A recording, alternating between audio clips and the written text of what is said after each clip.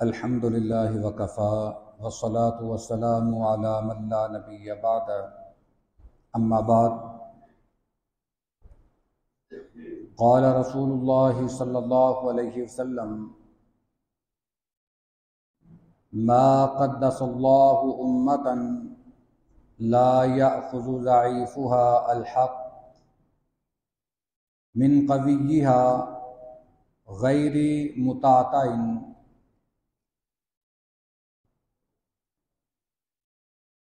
سیدہ خولہ بنت قیس انصاریہ رضی اللہ تعالی عنہا یہ سیدنا حمزہ بن عبد المطلب رضی اللہ تعالی عنہ کی بیوی تھی، یعنی آپ کی چچی لگتی تھی۔ روایت کرتی ہیں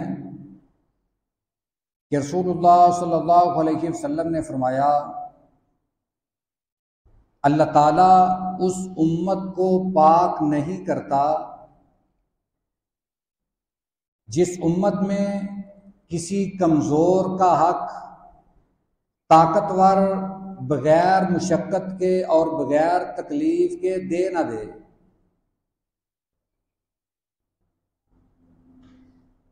یہ طبرانی شریف کی حدیث مبارکہ ہے، اس کی سند صحیح لغیرہ ہی ہے۔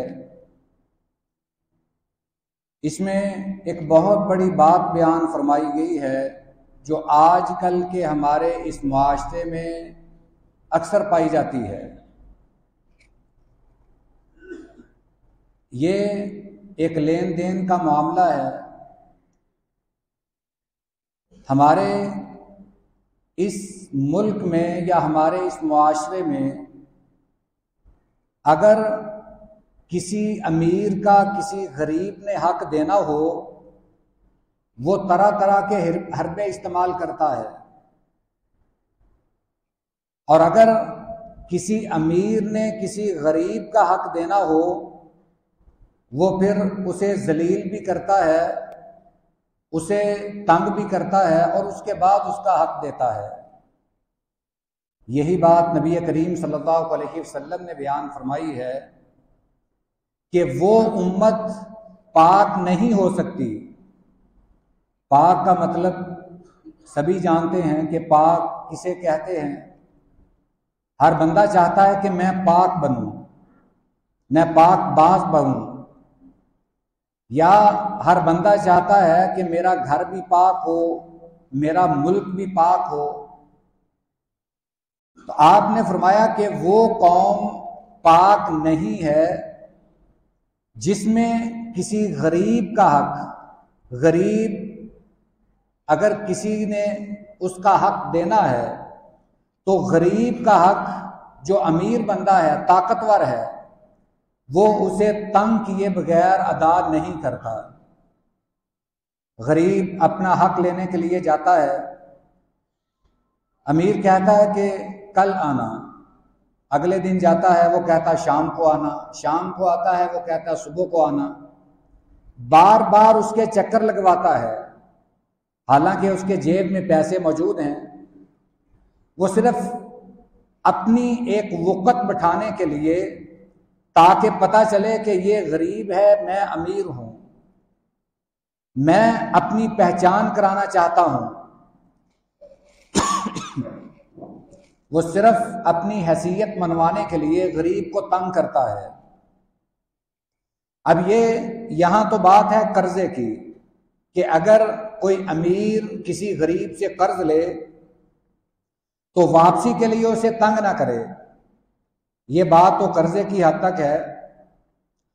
دیگر معاملات بھی ایسے ہیں کہ جہاں غریب کو تنگ کیا جاتا ہے۔ مثال کے طور پر اگر غریب ملازم ہے، اس کی تنخواہ لیٹ کر دی جاتی ہے، اس کا معاوضہ، اس کا حق محنت تاخیر سے دیا جاتا ہے۔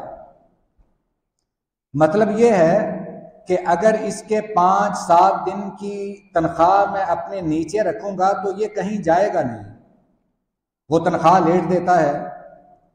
وہ غریب بیچارہ ملازم اس کی منتیں کرتا ہے کہ میری گھر کی ضروریات ہیں، مجھے پیسوں کی ضرورت ہے، آپ مجھے یہ میرا حق دے دیں، جو میری تنخواہ ہے وہ دے دیں، مگر بغیر کسی وجہ سے اس کا مالک، اس کا صاحب حیثیت، وہ مالک جو امیر ہے، وہ صرف اپنے ملازم کو تنگ کرنا چاہتا ہے، اپنے نیچے دبا کے رکھنا چاہتا ہے۔ اسی طرح ٹھیکیدار ہیں، وہ بھی مزدور یا مستریوں کو اپنے نیچے دبا کر رکھتے ہیں، ان کا حق نیچے رکھتے ہیں کہ یہ کہیں جائے نہ، تو یہ ایک بہت بڑی زیادتی ہے۔ اگر کسی قوم میں یہ زیادتی پائی جاتی ہے، یہ کام پایا جاتا ہے، نبی کریم صلی اللہ علیہ وسلم نے فرمایا کہ وہ قوم پاک نہیں ہے۔ اب ہمیں یہ دیکھنا ہے کہ ہم ایک پاک قوم سے تعلق رکھتے ہیں۔ ویسے تو ہماری ہر چیز ہی پاک ہے، پاکستان کی وجہ سے ہم ہر چیز کو پاک ہی کہتے ہیں، ہمارے جتنے بھی ادارے ہیں ہم ان کو پاک ہی کہتے ہیں، مگر اصل پاک کا مطلب روحانی طور پر پاک ہونا ہے، ذہنوں کا پاک ہونا ہے، نیت کا پاک ہونا ہے۔ اگر آپ کی نیت پاک نہیں تو منہ سے آپ پاک پاک کی تسبیح بھی کرتے جائیں تو اس پاک کا کوئی فائدہ نہیں۔